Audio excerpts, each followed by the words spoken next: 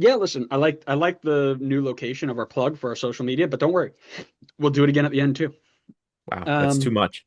well, listen, I don't know why you would say two times is too much because here we are talking about an Atlanta team that's about to run it back again with Tata Martino a second time. Is that I agree with you, Connor. That is too much. Maybe we should talk about it. Did you change the order just so you could have that transition point? I didn't, but the it fit in really well because it is officially official. The great one in Atlanta United coaching lore has returned. It is Tata Martino officially back as the next head coach of Atlanta United. After bringing so much greatness to Atlanta in his first stint, he left for the El Tree job. He failed because, you know, El Tree, L, L for El Tree. And then he took over Inter Miami, where he set the points record before walking away from the team due to family issues. Now that has been sorted out, he is coming back to Atlanta for a second time, looking to bring them back to glory. What are your thoughts on the move? I am a big fan. I love this. I think this is great. Listen, I know where you're going to go with this, and I don't know if it's a later point for you, but I have said in the past, I don't like when the league recycles coaches. But what I will say, and I've said this every time I say it, I don't like when they recycle coaches that are coming off unsuccessful stints. That's what I don't like. If a guy goes into the league and doesn't do well, why are we just continuously going through the same pool of guys who keep failing in the league? Tata Martino is not one of those guys. Okay. I understand he had a bad 3 game series against Atlanta in his last stint in Miami, but the guy set the points record. And not only did he set the points record, but the entire conversation we had the entire year was how is Miami continuously getting this many points? Because it was like a new dude coming off the streets of Miami every single day to contribute something to them winning games. Because this year felt like they played together a lot more than they did the previous year. I feel like the previous year somebody was always injured. Messi, Suarez, Busquets, Alba, somebody. Somebody was always out. And then this year felt like they played together a lot more. So I think what Tata was able to accomplish in his year with Miami versus Mascherano's, I think was a lot better, more impressive, despite the fact that he was not able to get it done in the playoffs. He has a track record of being able to get it done in the playoffs. He did it with Atlanta. So it's not like he's a serial failure in the playoffs. He's done it before, and he's had so much success when he's been in the league. Granted, I will say he's been handed super teams every time, right? And Atlanta's not exactly in super team state at the moment, but maybe he can turn things around. And I'm definitely willing to give him the shot. I think he's been very good in the league. He's a successful coach that has gone around and made a few stints in the league, and I think that's the kind of coaching hires you want to keep around. It's like Wilfred, like if Columbus let Wilfred Nancy go, another team would gladly pick him up. Like he's a good coach. We know he's a good coach, even if he had a bad end of the season this year. So what I'm getting at, or what I'm getting from you, is that you hate when we recycle coaches, unless it's your team, then they can do whatever they want No, no, no, no, no, no, because no, that no. we can Atlanta can never do anything wrong, and They could do lots of things wrong. clearly, Yeah, I mean, look at the last few seasons. They've done plenty of things wrong. yeah, I don't love it. I don't love it. The Of course you sequel's don't. rare. It's because you Sequel, know it hurts Red Bull's chances at the cup. the sequel is rarely better or even as good as the original, and that will stand the same here. He succeeded the first time in Atlanta because he had talent all over the shop, right? He had informed Brad Guzan and Jeff Lorenowitz, Michael Parkhurst, who were in front of them, who were holding down the line, exciting youth prospects like George Bello and Miles Robinson, Almiron and Joseph up top, who were, and this is no exaggeration, literally finishing chances at a rate nobody in the league has ever seen before, right? Joseph got to 100 goals faster than anybody, right? Faster than anybody in league history, something like that. It was very, very close. Oh, and they also had this guy, I don't know if you've heard of him, Darlington Nagby running the middle of the park. Just casually the greatest center midfielder in MLS, history, with Julian Gresso playing wide, creating chances from wide play consistently. Now we flash forward to today and you look at what at the moment, and you can argue about it all you want, is the most expensive flop in MLS history in LaFayette. Now I know it's early, but if he were to leave It's right now, super early. It's if he were to super leave right early. now, he would be the biggest flop in MLS history price wise. But he's not leaving right now. So why are we putting the label on You him? don't know that. The second they get a bid for him, he You're might be right. out the door. I don't, but I have a feeling he's not going anywhere. Why keep $22 million Latte Lout around when 35-year-old Josef Martinez is another free agent and wants to run it back? Why not both? Exactly. Yeah. Miguel Almiron again, but nearly a decade older than the first time, right? A back line with no MLS experience, relative soccer experience, but no MLS experience. And by the way, you don't know who's in goal yet, right? Your most exciting youth prospect is a draw between Jaden Hibbert and Matthew Edwards at right back, right? The attacking core, not nearly as exciting as when they first came here. Defense is full of question marks he has to figure out. And remember, the only reason he was successful in Miami was because his attack was so freaking good. That defensive back line was in shambles, and they were only as good as the attack allowed them to be. If he can't figure out how to fix the defense and only worries on the front half of the park, it might not be as good as people want it to be. You've got underutilized designated player slots, right? Miranchuk is I don't want to say an absolute waste, but he's up there as one of the bigger wastes in your team, right? And you don't have a ton of flexibility to get out of it unless somebody wants to, unless you want to sell him for a loss. Tata Martino was not successful in Mexico because his tactics didn't fit the players that he had, and he couldn't develop them to work within his tactics. He lost final after final to the U.S. because it was the worst Mexico team of our generation, as all of our USMNT, Twitter heads will say. Well, he's walking into the worst Atlanta team in existence. Why do people think him just showing up is going to flip a switch for them? He succeeded in the regular season with Miami because he was able to look at Lionel Messi and all his friends and say, "Go have fun." But then when it came to crunch time and people, really tried to figure it out, he got out coached by Rob Valentino. Rob Valentino, and sent packing after 3 games. I'm not saying it's a definite that he's going to fail.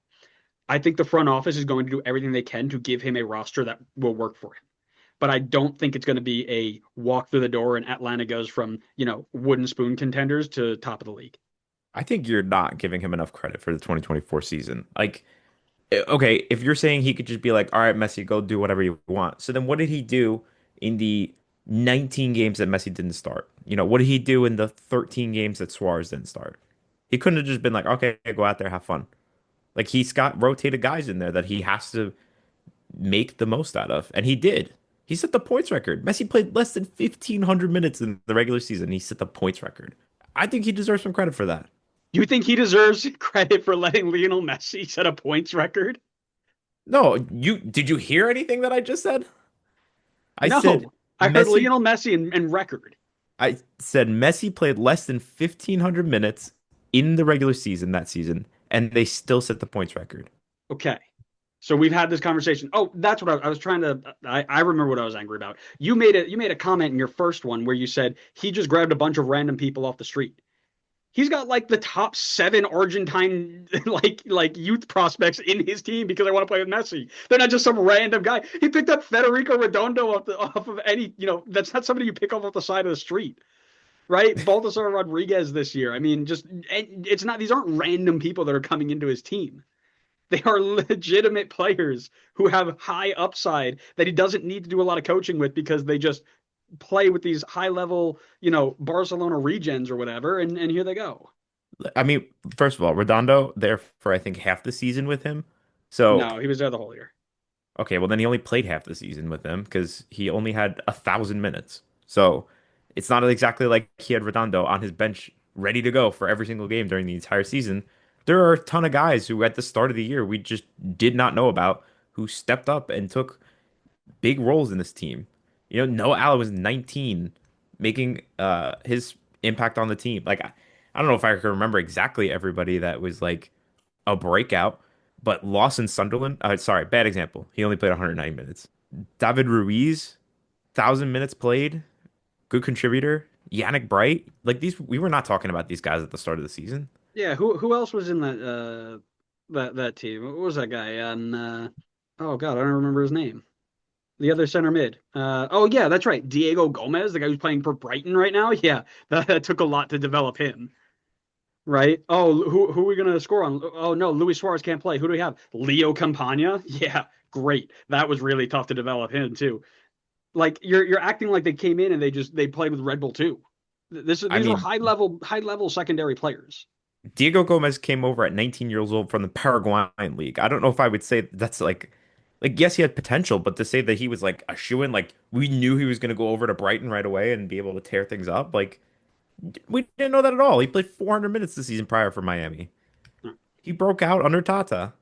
What I will say is that I know that we gave him a lot of credit for being able to coach without Messi, right? And how he was able to get results without those stars on the field. I know that's true, and I believe I remember, giving him that sort of credit, which he deserved. But the issue that I have, or the backing up to this, is that it's not like he was doing it with a bunch of I'm going to use college kids as an example, right? They were college age, but they're not college kids. They are developed in academies. They've been doing this their whole life. Like it's not like he had to teach them the game, right? And when you look at this group now, and this is kind of where I come and I don't want to say I struggle to see him be successful, but you look at the group now. They are either players who have come up through the American Academy, which he didn't like working with. He didn't use nearly any of them at Atlanta his first stint, didn't use nearly any of them in Miami. And then you look at the group that they have, what gave him the most success? He likes coaching with South American internationals, players who are quick, lots of flair, can play in transition, and are clinical in front of goal.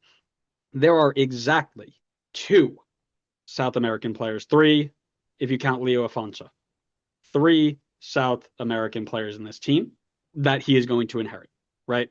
And of those three, you got Ronald Hernandez, who may or may not be your starting right back next year, depending on who they use.